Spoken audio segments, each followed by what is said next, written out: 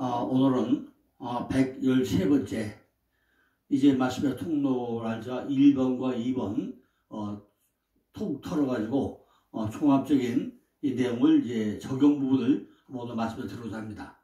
우리가 지금까지 뭐 했냐면요. 말씀의 통로 1권의 1번에서 그리스도까지 다윗부터 아브라함까지가 14대형, 요셉이 마리아를 통해서 보이는 예수, 친한 예수를 만났다 그랬죠. 그리고 다윗부터 바빌론까지가 14대형, 요셉이 시기가 그대로 내려오고 마리아가 처자가 돼가지고 내 안에 임마누엘 되는 단계. 세 번째는 바로 바빌론부터 이스라엘까지, 바로 이스라엘이 그리스도까지 가가지고 이것이 이스라엘 목자가 되는 단계까지 설명했죠. 그러니까 이것이 전체 뭐였죠? 우리가 신학에 들어오는 초보적인 단계를 설명했고요. 두 번째는 끈과 가죽띠와 허리띠와 금태를 통해서 맨 먼저 뭐였죠? 유괴 시장 관계. 유다와 다말 통해서 끈과 도장과 지팡이 통해 가지고 우리 유괴 시장이 어떻게 들어오는가 하는 거고요. 그 다음에는 침례 요한이 가죽띠를 띠고 왔다. 가죽띠. 이것이 허리띠. 바로 가죽의 깨달음이다. 호대시장을 말씀드렸고, 어제는요, 전신갑주, 에베소서 나오는 전신갑주를 통해서 진리의 허리띠 들고, 의의 흉배 비치고, 복음의 신발 신고, 믿음의 방패 들고, 구원의 투구 쓰고, 마지막에 전신갑주 입는 그 통해서 우리 영의 시대가 어떤 것인가 설명드렸고요. 바로 이어서 뭐였죠? 예수님이 금띠 띠고, 바로 등대 사이 거셔니, 이것이 영과 혼과 음이 하나 된 단계. 이렇게 우리는 신앙의 단계가 하나가 흘러간다 하는 말씀을 들었습니다. 목사님들이요, 이렇게 말씀의 통로가 흘러가는 과정을 한번 제대로 이해만 하고 나면요, 설교가 굉장히 쉬워지죠. 어디 가든지 간에 뭐 한두 시간 설교는 그냥 아주 쉽게 누군가 보도 똑소리 나게 설명할 수 있다는 얘기죠. 우리의 신앙 단계가 그냥 뭐냐 아니죠. 맨 먼저 뭐가죠? 보이는 예수 단계에서 내가 예수가 믿어주고 나면은 내 안에 임마누엘로 들어왔다. 그 임마누엘에 내가 전부 다 훈련을 두고 연단 통해가지고 드디어 이스라엘 목자가 되었다. 그러려면 뭐죠?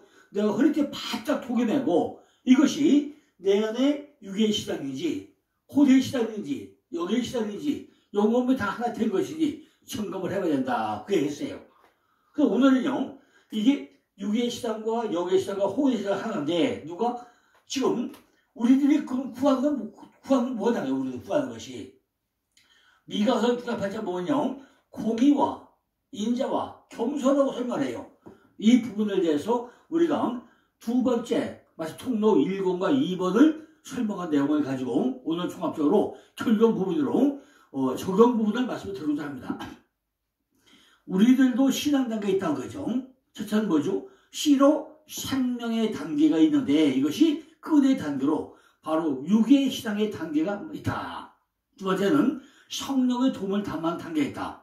바로 허리띠 단계로 해서 허리띠는 바로 호대 시장 단계. 바짝 허리띠 동여매야 된다 하는 거죠. 세 번째는 뭐죠? 전신갑주를 입어야 된다. 전신갑주. 영의 시장의 단계로 어디까지 들어가야죠? 성소까지 들어가는 단계. 성소까지 들어가는 단계에 시대에 있어야 되는 거죠. 네 번째는 이제 뭐죠? 등대 단계. 등대 사이로 거기서 주님을 만나는 단계. 바로 영과 혼과 몸이 하나 돼서 어디까지? 지성소까지 들어가는 단계. 그러니까 제단과 성소와 지성소까지 닿는 단계에 들어가야 된다는 거죠. 이걸 우리들도 하나 더 뭐 한다고요? 자가 진단을 해봐야 된다는 것입니다. 그런데 미가서 6장 8절 보니까 하나님께서 우리에게 구하는 것이 무엇이냐 물어보겠어요. 과연 우리에게 물어보기 뭐죠? 여호와께서 내게 구하는 것이 곧 공의를 행하며, 공의가 뭐죠? 미시파트, 공의를 행하며, 또 뭐죠? 인자를 사랑하며, 헤세드, 인자를 사랑하며, 또 뭐죠? 세 번째, 겸손히 네 하나님과 행하는 것이 아니냐, 이렇게 세 가지를 우리에게 물어보고 있다는 거죠. 과연 우리에게 구하는 것이 무엇이라는 거예요? 이렇게 여호와께서 내게 구하는 것이 오직 공의를 행하며, 미시파트, 인자를 사랑하며, 헤세드, 겸손히 대한 거 행하는 것이 아니냐 우리 물어보겠다는 거죠. 이 말씀이 우리에게 무엇을 뜻하고 있나가 우리는 깊게 생각을 해봐야 된다는 거죠. 첫째는요, 아모스 선지자와 같이 공의, 정의를 행한 것이고, 두 번째는 호세아 선지자 같이 인자를 사랑한 것이고, 세 번째는 이사야 선지자 말씀같이 하나님과 함께 임마누엘 신앙으로 겸손히 행한다는 것은 교회가 존재하는 이유로서 바로 영의 11조를 행한 것이다. 이렇게 설명했다는 것입니다. 자, 그러면 이제 첫 번째 뭐죠? 첫 번째가 하나님이 구한 게 뭐냐? 맨 번째 뭐죠? 공의요, 공의. 공의가 뭐죠? 공의? 미시파트. 공의가 뭐란 거예요? 아모스 선지자는 먼저 이스라엘에 인접한 국가들에 대해 가지고 심판을 선언하면서 오히려 유다와 이스라엘에 대한 심판을 선언합니다. 하나님은요, 공의로우신 하나님이시므로 결코 죄악을 관과하지 않으신다는 거예요. 그러므로 선지자는요, 이스라엘이 죄악에서 돌이켜가지고 하나님을 찾는 것을 촉구하고 있다는 것입니다. 이 말씀이 마태복음 23장 23절에서 외식하던 서기관들과 바리새인들이여 너희가 박하와 회향과 근처의 11조는 들이되 율법에 다 중한 바 의와 인과신은 버렸더라고 한탄하고 있지 않습니까? 하당제에서는 우리들에게 영의 11조를 요구하고 있는데 너희는 왜 행치 않느냐는 거예요. 그죠? 제가 온전한 11조를 뭐라 했죠? 야곱의 12아들 삶을 살아야 하는 것이 성경적 올바른 11조 생활을 했어요. 그런데 그걸 왜 행하지 않느냐는 거죠. 마태복음 22장 29절을 보니까 너희가 성경도 하나님의 능력도 알지 못하므로 오해하였다라고 부인이 나와요. 하나님은요, 산 자의 하나님이지 죽은 자의 하나님이 아니라는 거예요. 우리가 보면요, 잘 들어보세요. 마태복음 22장 29절, 마가복음 12장 24절, 마가복음 12장 27절, 신명기 32장 27절, 마태복음 17장 27절, 그거 다 찾아보세요. 뭐지? 너희가 성경도 하나님의 능력도 알지 못하므로 오해한다. 오해. 우리가 신앙을 전부 다, 믿음을 전부 다 오해하고 살아간다는 거예요. 저희를 오해하지 않기 위해서 내가 바다에 가서 낚시를 던져가지고 먼저 오는 게 뭐냐 찾아보라는 거예요. 그래서 우리는 성경을 볼 때 많은 오해가 있어요. 제가 이해 못한다는 거죠. 이 말은요, 살아있으면서 산 자가 있고 살아있으면서 죽은 자가 있다는 것입니다. 내가 살아있으면서 산 자가 되는데 살아있는데 죽은 자같이 살아간다는 거예요. 살아있으면서 살아있는 자가 되어야 하는데 왜 내 하나님이 안 되냐는 거예요. 내 하나님이 과연 있냐는 거예요. 아브라함과 이삭과 야곱에게는 살아있으면서 산 자이기 때문에 내 하나님이라고 하고 있는데 왜 많은 사람들이 살아있으면서 하나님을 내 하나님으로 안 하고 죽은 자라고 생각하고 있냐는 거죠. 그죠? 왜 살아있으면서 죽은 자로 사느냐는 거예요. 이걸 우리는 오해하면서 신앙생활을 하고 있다는 거죠. 내가 말로 그냥 하나 믿습니다. 전부 다 믿는 줄 알아요. 실제 삶은 안 떨어지고 말로만 잘해, 말만 잘해요. 믿습니다. 그래도 다 믿어집니까? 안 되잖아요. 전혀 오해하고 산다. 오해를 하고 오해하고 산다예요. 이것이 우리 신앙생활의 가장 문제점을 한 것입니다. 예수 그리스도는 속사람과 겉사람이 똑같기를 원하는데 속과 겉이 다르다는 거예요. 그죠? 내 안에 어디 보죠? 내가 내 안에 내가 다 있다. 과연 내 안에 주님이 있느냐는 거예요. 둘째는요, 미가서 6장 6절 보니까 내가 무엇을 가지고 여호와 앞에 나갈 거냐? 내가 뭘 가지고 옆에 나가겠냐? 물어보고 있다는 거죠. 천천의 수양이나 만만의 강수 같은 기쁨을 기뻐하게 되는 거예요. 우리는요, 내 허물이나 내 영혼이나 보이는 것만 가지고 이야기하고 있다는 거예요. 그죠? 보이는 신앙생활, 남에게 보이기 위한 거, 그 사람이 모범적인 신앙생활은 어떤 것이 아니냐. 참 다 남에게 그냥 겉모습만 보여주기 위한 거. 이런 모습이라는 거예요. 미가서 6장 14절로 15절 보니까 내가 먹어도 배부르지 못하고 속이 항상 빌 것이며 우리 마음 땅이 어떻다고요? 아무리 먹어도 배부르지 않다는 거예요. 그죠? 내가 항상 뭘 빌어? 내 마음 땅이 허전하다는 거예요. 두 번째는 뭐죠? 내가 감추다 보존되지 못하겠고 공허한 상태가 된다는 거예요. 아무리 감춰봐. 하나님이 못 찾아내겠어요? 뭔가 공허한 상태가 된다는 거죠. 세 번째는요, 내가 씨를 뿌리나 수수하지 못할 것이며, 말씀의 씨는 열심히 뿌리는데 씨가 안 나와. 말씀의 씨가 안 나와요. 열매가 없다는 거예요. 목사님들이 주일마다 강좌석에서 열심히 씨를 뿌리는데 반농사가 안 돼가지고 성도들의 열매가 하나도 안 나오면 어떡할 거예요? 그럼 안 되잖아요. 하나 씨를 뿌려가지고 할 때마다 뭐 한다고요? 열매가 맺어야 돼요. 제가 7,8설교 때 뭐였죠? 삼관설교, 100세 들어보세요. 이 동영상 100세 뭐였죠? 삼관설교. 전부 다 설교해서 그렇지요? 안 그렇습니까? 눈 쳐다보고 그거 해가지고 서로 삼관설교. 전부 다 성도와 한 마음이 일치가 되고 뜻이 하나가 되고 마음이 하나가 돼서 설교해야 되는데 그래 씨가 나올 거잖아요. 씨가 열매 맺을 거잖아요. 시작이 마지막은 뭐였죠? 열매. 씨를 뿌리면 열매가 나와야 돼. 목사들이 주일마다 강대에서 열심히 씨를 뿌리는데 열매가 하나도 안 맺는 교회가 얼마나 많다는 거예요.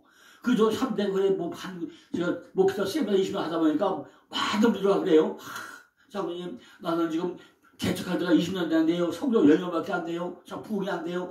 너무 힘들어요. 나는 30명밖에 안 되세요. 난 50명밖에 안 되세요. 그러고 있는 거예요. 그거 참 환장한 것은 진짜. 그죠? 아니, 이왕 목길 시작했으면 목숨 걸고 해야 되잖아요. 근데 남에게 보이기 위한 거. 그죠? 적당히. 그죠? 씨를 뿌렸는데 안 나. 그거 어떻게 씨가 나게 만들어질 거잖아요. 그럼 왜 안 만드는 거죠?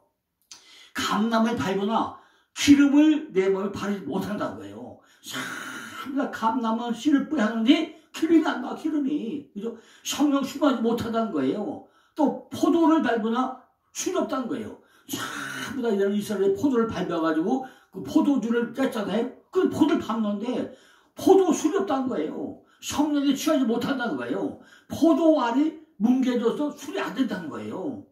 여섯 번째는 뭐죠? 이는 나로 너희를 황묵케 하며 그 거미로 사람이 썩거리를 만들게 하란다는 거죠. 그죠? 모양만 좋고 겉모습만 좋고 속은 텅텅 비있다는 거예요. 이거 어떻게 할 거예요? 이런 종교인과 같은 그런 상태를 말하고 있다는 거예요. 종교인. 바로 신앙적 타락자를 말하고 있다는 거 아닙니까?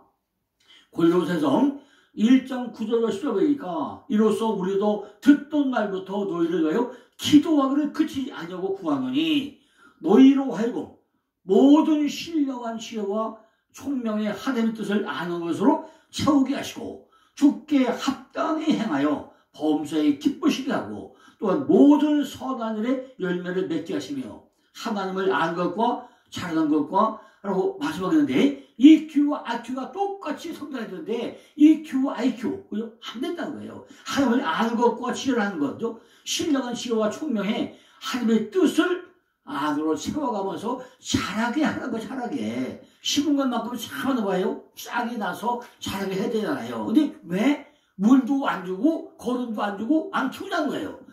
그러니까 미가서 6장 9절 보니까 지혜는 주의 이름을 경외함이라고 경외함. 그러나 골로새서에서는 내 속에 들어와서 신령한 지혜로 바꾸어야 한다고 말씀하고 있습니다. 이런 사람이 바로 하나님의 뜻을 아는 자라는 거예요. 하나님의 뜻을 행하는 것이 정의, 미시파트, 정의라는 거예요. 신령과 총명이 있어야 하나님의 뜻을 알 수 있다는 거예요. 하나님의 뜻은요, 하나님의 말씀이 내 속에 들어와서 내 삶 속에서 지혜와 총명으로 바뀌어져야 한다는 거죠. 그죠? 성경을 읽어야 지혜와 총명이 생기는 거 아닙니까? 그때 성도들의 성경을 절대 안 읽어요. 주일날 교회 갔다 오면 뚜껑도 안 열어봐. 그죠? 근데 무슨 지혜와 총명이 뭐 잘하겠어요. 내가 말씀을 볼 때, 내가 하나님을 대접하고 경외하는 마음으로 볼 때 지혜가 생기는데, 그냥 흰건 종이요 까먹어 글씨로 읽어가면은 그 안에 글씨가 보이겠습니까? 내가 하나님을 대우하고 말씀을 하나님으로 대우하면서 읽어야 내게 영으로 들어오는데 그냥 흰건 종이요 까먹어 글씨로만 읽어가면은 그게 나하고 무슨 관계 있냐 말이에요. 그렇지 않다면요 성경을 읽는 것이 소설책을 읽는 거 뭐가 달라. 그죠? 소설책 보고 뭐가 다른데 뭐가 있어요. 그냥 쭉 소설책 보고 읽고 나가. 그럼 너도 몰라. 나도 몰라. 다 몰라. 그죠? 신령한 것이 와야만이 신령한 것이 보인다는 거죠. 신령한 것을 보지 못한다면 감춘 것이 보이지 않는다는 거예요. 경외하는 마음이나 소망된 마음으로 우리가 읽어야 총명으로 일어난다는 것입니다. 자, 두 번째는 뭐죠? 인자. 그죠? 인자의 사랑이 뭐냐? 사랑이 뭐냐죠? 호세아는 뭐냐? 구원이죠. 헤세드. 이게 뭐라는 거죠? 하나님이 사랑이 뭐라는 거예요? 호세아 선자는 이스라엘에 대한 하나님의 징계는 죄악을 도말하기 위한 공의 실행이었지만 하나님은 징계 속에서도 회개하는 자를 회복시킨다고 말씀하고 있습니다. 이스라엘 역사의 구속사적 수단은 어떠한 죄악도 묵과하지 않는 하나님의 공의와 죄과를 정결케 하시고 새롭게 관계를 맺으시는 하나님의 크신 사랑이 한 곳에 만나는 놀라운 섭리 가운데 있다는 거죠. 하나님의 사랑은 무궁무진하잖아요. 죄를 미워하시나 죄를 사랑하시되 끝까지 사랑하시는 하나님의 것을 우리는 알아야 된다는 거죠. 골로새서 1장 10절 보니까 주께 합당히 행하며 범사에 기쁘게 하고 모든 선한 일에 열매를 맺게 하시며 하나님을 아는 것과 사랑하게 하는 것이 똑같다고 그랬어요. IQ와 EQ가 같아야 된다는 거죠. 노인간, 하나님을 아는 것, 노인간, 하나님을 알아야 되잖아요. 그죠? 하나님을 공부하지 못한 거죠. 하나님에 관하여 아는 일이 못한 거죠. 하나님을 아는 것은 완전히 다르다는 거죠. 말씀과 기도와 묵상으로 뭘 어떻게 알아야 되는데 왜 안 하냐는 거예요. 예수님이 지도적인 일을 받았는데 왜 안 받느냐는 거예요. 성경을 읽는 방법을 우리가 귀답적적 여덟 박도를 봐야 되는데 왜 안 배우자는 거예요. 그죠? 그러니까 하나님을 아는 것과 잘하는 것을 우리가 총력을 다해야 돼. 근데 왜 안 하냐는 거죠. 사랑의 결과는요, 선한 일의 열매를 맺게 하는 것이 하나님의 사랑 가운데 거한다는 거죠. 선한 생활이 없는 선한 지식은 유익이 없다는 것입니다. 우리가 깨달은 것을 우리의 생활 속에서 실현시킬 때 비로소 그것은 진정한 영적인 깨달음이 된다는 것입니다. 그러므로 사도는요, 주께 합당히 행하며 범사에 기쁘게 하도록 하라고 우리에게 말씀하고 있습니다. 즉 우리가 그와 맺은 관계와 그에 대하여 합당한 행한 신앙 고백에 부끄럽지 않게 행하라는 그런 말이죠. 우리의 신앙과 생활의 일치는 선한 사람뿐만 아니라 하나님을 기쁘게 해드려야 된다는 것입니다. 우리가 범사에 하나님의 뜻을 따라 행할 때 하나님을 기쁘게 하면 물론 선한 사람들도 기쁘게 할 수 있다는 거죠. 그러므로 사도는요, 모든 선한 일에 열매를 맺게 하시고 라고 우리가 기도하겠다는 것입니다. 이것이 우리가 목적해야 그런 길이라는 거죠. 선행이 따르지 않는 선한 말들은 아무런 힘도 없다는 거죠. 우리는요, 모든 선한 일에 풍성해야 한다는 것입니다. 쉽고 자기에게 맞으며 안전한 경우에만 선을 행하는 것이 아니라 어떠한 조건 가운데서 선을 우리가 행할 수 있어야 한다는 거죠. 하나님의 모든 뜻은 변질된 것이 하나도 없다는 거예요. 그리고 우리가 선한 일에 더욱 많은 열매를 맺을수록 우리는 더욱 하나님을 아는 지식에 성장이 될 거라는 거죠. 그러므로 요한복음 7장 17절에는 뭐죠? 하나님이 사람의 뜻을 행하고자 하면 이 교훈이 하나님께로서 왔는지 알게 되리라 했어요. 하나님을 아는 것, 바로 노인간 아는 것이 길이와 높이와 넓이와 깊이가 점점 자라게 한다는 거죠. 예수님이 기뻐하는 것은요, 선한 일을 하게 하심을 점점 자라게 한다는 거죠. 자, 세 번째요. 이게 뭐죠? 우리가 보이는 예수, 시간의 예수에서 내가 임마누엘 들어왔다가 이스라엘 목자가 되고 나면은 내가 정말 헐리 바다 동행해서 유괴시장과 호대에서 여기서 알고 나면 뭐죠? 참나 내가 하나님을 아는 지혜다 이거 모두 구한 거 이것을 참 내가 마지막에 뭐죠? 하나님과 함께 행하는 것, 임마누엘 하는 것 이렇게 내가 전부 다 나한테 행함이 있어야 된다는 거죠. 그러니까 하나님이 구한 게 무엇이라든 고인은 뭐죠? 아모스 선지자가 설명해 주시고 하나님의 인자 헤세드는 누가? 바로 호세아 선지자가 말하고 있는 거고 이게 하나님과 함께하는 거 임마누엘은 누가? 이사야 선지자가 우리에게 말하고 있다는 거죠. 이렇게 구약의 선지자도 그죠? 아모스건, 호세아건, 이사야건 전부 다 우리에게 똑같은 말을 하고 있다는 거죠. 세 번째는 뭐죠? 겸손. 하나님과 함께하는 거죠. 예사야후, 그죠? 이사야 선지자는요, 온갖 수모와 박해를 무릅쓰고 진리의 말씀을 다 함께 선포한 분이 이사야 선지자 아닙니까? 이사야서를 통해서 전반부에는 뭐죠? 39권, 후반부에 27권, 바로 66권이 이사야서 다 들어있죠. 하나님이 공의로우신 심판을 선언했고, 앞에 39권이요, 후반부 27권이 뭐죠? 하나님의 백성들이 회복되라고 밝고 희망찬 메시지를 전하고 있다는 거죠. 그러니까 성경 66권 중에 전반부 39권은 하나님의 공의로우신 심판을 선언하고 있고, 후반부 27권은 하나님 백성들이 회복되리라고 하는 밝고 희망찬 메시지를 전하고 있는 것이 이사야 선지자, 이사야서 66장이라는 것입니다. 하나님의 백성들이 회복되라고 우리에게 뭐예요? 희망찬 메시지를 주고 있다는 거죠. 그러나 이사야는 예수 그리스도의 탄생으로부터 시작해서 부활과 승천에 이르기까지 중요한 사항들을 하나하나 예언하고 있고, 특별히 고난받는 종으로서의 메시아를 뚜렷하게 증거하고 있다는 것입니다. 골로새서 1장 11절 보니까 그 영광의 힘을 쫓아 모든 능력으로 능하게 하시며 기쁨으로 모든 견딤과 오래 참에 이르게 하시고, 이런 말씀이 나와요. 자기 백성에게 힘을 주시니까 능력의, 즉 성령의 능력이 하나님인 것은 우리에게 큰 위로가 되고, 영적 생활이 있는 곳에는 영적인 힘, 즉 영적 생활을 활력 있게 하는 힘이 꼭 필요하다는 거예요. 강건하게 된다는 것은요, 모든 선행을 행할 때마다 하나님의 은혜를 공급한다는 말이고, 그리고 모든 악한 일에 대적할 수 있도록 은혜에 의해 가지고 강하게 되어 있는 것을 말하고 있다는 거죠. 이것은요, 우리의 의무를 행할 수 있게, 그리고 우리의 완전함을 굳게 붙잡을 수 있게 해준다는 거죠. 복되신 성령이 이 힘의 공급자가 된다는 것입니다. 왜냐하면 우리는 에베소서 3장 10절 말씀같이 그의 성령으로 말미암아 우리의 속사람이 능력으로 강건케 되었기 때문이라는 거죠. 이 하나님의 말씀은요, 이 힘이 바로 매개체라는 거죠.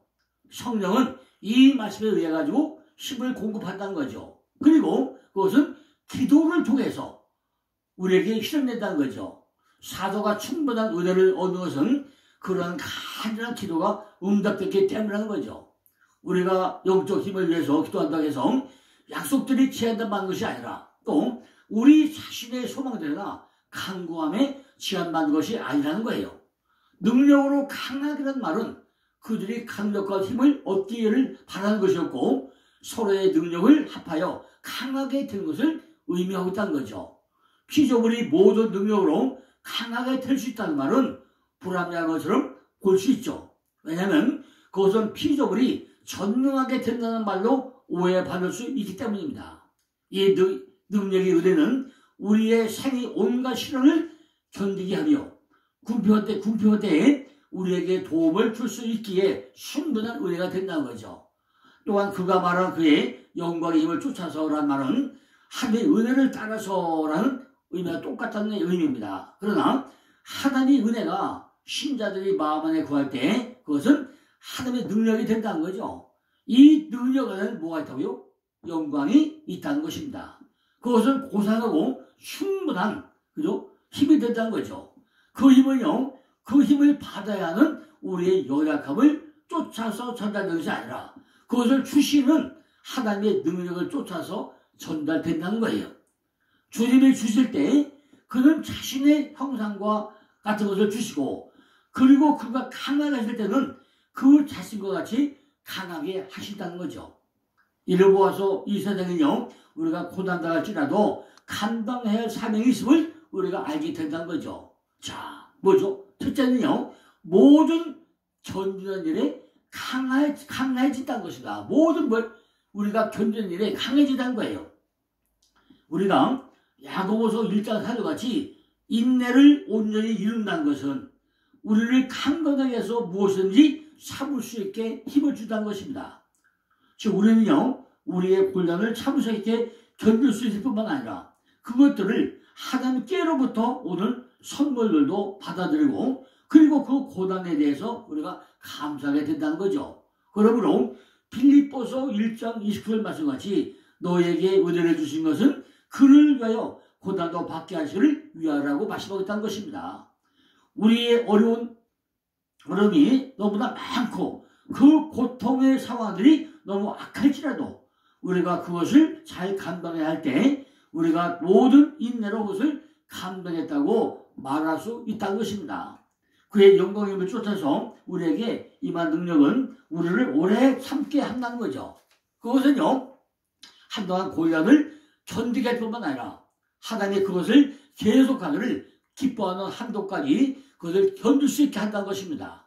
또한 그 능력은 우리를 기쁨으로 함께 하신다는 거죠. 즉 환난 중에도 기쁘게 하며 물질이 소원하다도 기쁘게 하고, 그리고 우리가 그 이름을 위해 가지고 고난받을 가치가 있는 자로 여겨졌다는 것을 기뻐하게 하며, 그리고 샤월의 공강 속에서도 인내는 물론 기쁨을 갖게 된다는 것입니다. 이것을 우리는 결코 자신의 힘으로는 할 수 없고 우리가 하나님의 은혜로 강하게 될 때 비로소 할 수 있다는 것입니다. 우리가 삶 속에서 실제로 할 수 있는 것은 내가 할 수 있는 것이지만 하지 않고 오해하고 있다고 마태복음 아까 20장 29절 설명했죠. 우리는 많은 분의 오해를 많이 한다고 했죠. 우리가 뭐예요? 내가 실제로 움직여야 돼요. 하늘에 그냥 해주는 게 아니잖아요. 우리 그분의 오해하면 안 된다는 거죠. 미가서 7장 4절 이하처럼 보면 미가서는 뭐 하죠? 최후의 구원의 약속을 말씀하고 있음을 우리가 알 수 있다는 거죠. 이스라엘의 걷잡을 수 없는 타락의 와중에서 미가는 오로지 하나님의 구원과 은혜를 바라고 장래 이스라엘 얻을 승리를 노력하라고 말씀하고 있다는 것입니다. 이것은 우리 성도들이 종말시에 얻을 승리를 예표하는 것이기도 하다는 거죠. 이 죄악된 세상 속에서 오로지 그리스도와 함께 동행하며 살아갈 때 참된 구원이 우리가 보도가 될 있음을 우리에게 시사하고 있다는 거죠.